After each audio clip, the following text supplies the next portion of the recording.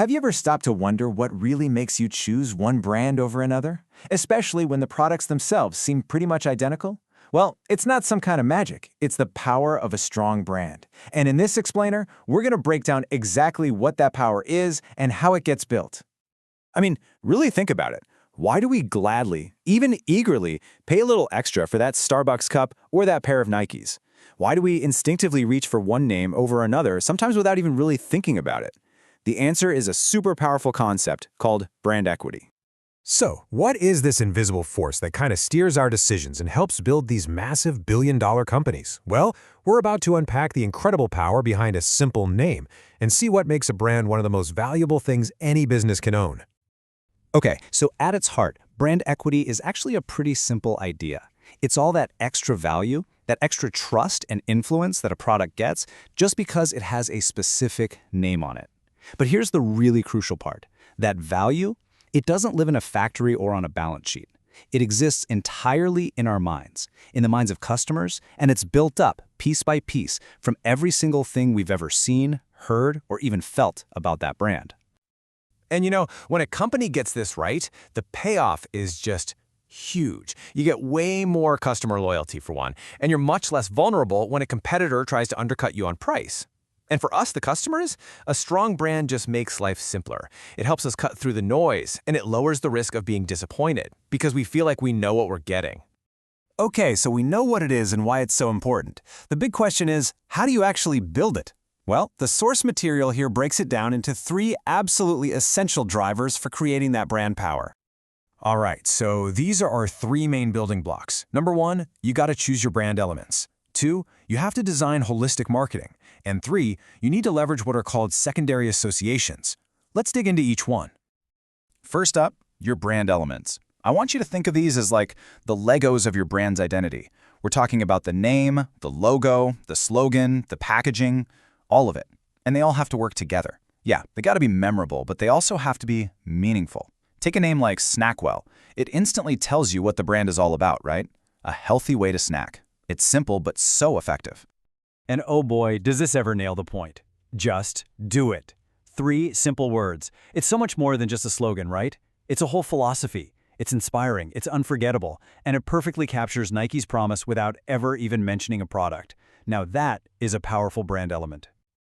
All right, on to our second driver, holistic marketing. And the big idea here is that a brand isn't just what you say in your ads. Every single time a customer interacts with you, that's a brand contact. Your website, the way your product is packaged, a call with customer service, everything. Each of these moments is a chance to either build up your brand or, well, tear it down.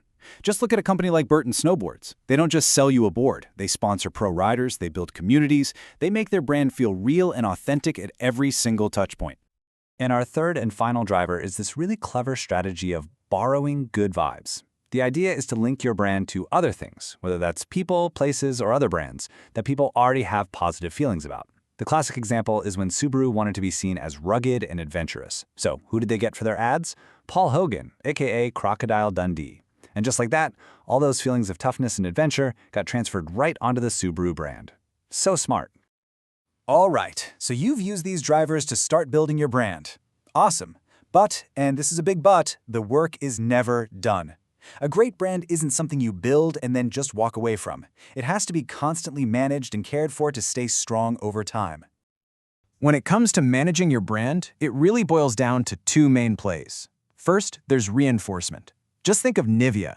For literally decades, every single product has hammered home that core promise of being mild, gentle, and caring. That consistency is rock solid. But what happens if your brand starts to feel a little dusty? Well, that's when you need the second play, revitalization. A perfect case study is Mountain Dew. It completely transformed itself from a sort of old-school country drink into the go-to brand for extreme sports. And in doing so, it captured a whole new generation.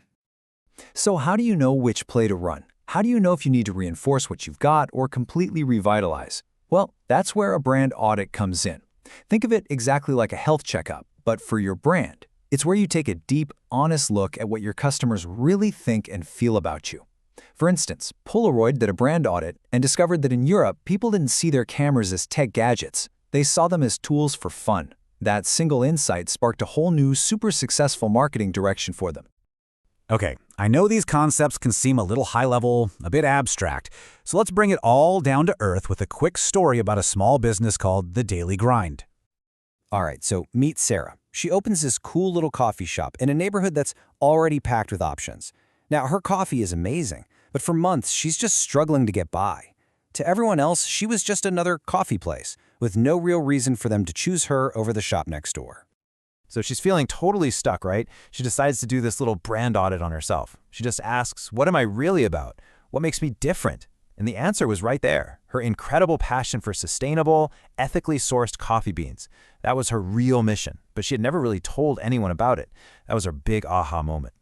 So she gets to work. She changes a key brand element, her slogan, to "a better cup for a better world."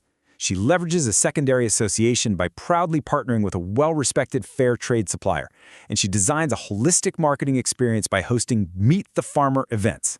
She was finally living her brand out loud. And the result? Well, it wasn't overnight, but slowly, things started to turn around. Customers who actually cared about the same thing she did started showing up. They felt good about where their money was going, and that good feeling became tied to the daily grind. She had built real brand equity, and her business took off. What Sarah's story really shows us is that these big ideas, they're not just for the Nikes and Starbucks of the world. They can work for anyone. So let's wrap this all up with the key things you can take away and apply. So if you're going to remember 3 things from all this, make it these. First, brand equity is that extra value a name gives something, and it lives completely in the customer's mind. Second, you build it using those 3 drivers: your brand elements, holistic marketing, and smart associations. And third, a brand isn't a set it and forget it thing. It needs constant management through reinforcement and sometimes revitalization. And that really brings us to the heart of it all. At the end of the day, building a brand is about building a connection, a promise. So I'll just leave you with this one question to think about. Whether it's for your business, a project you're working on, or even your own personal brand, what promise are you making to your audience?